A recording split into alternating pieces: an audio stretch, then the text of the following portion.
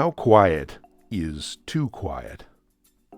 In the ever-present quest for low noise floor, is it possible to get too quiet? We'll find out in this issue of Stuart's Audacity Tips.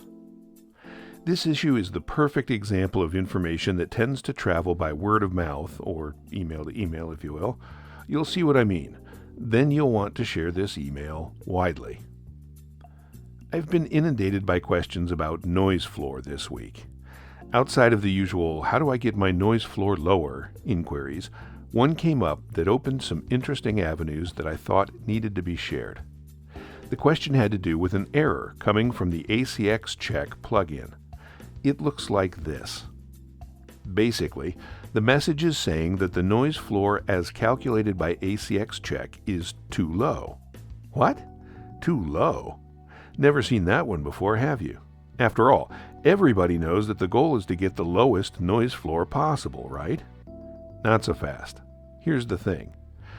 If the quiet space between our dulcet voiceover utterings gets too quiet, it sounds artificial. That's because there's always some kind of noise in our environment, as anybody who's chased the noise floor demon knows. So in the most recent version of the ACX Check plugin, our hero Steve Dalton added a check for noise floor below minus 90 dB. That's just an arbitrary point that's a decent measure of things getting artificially quiet.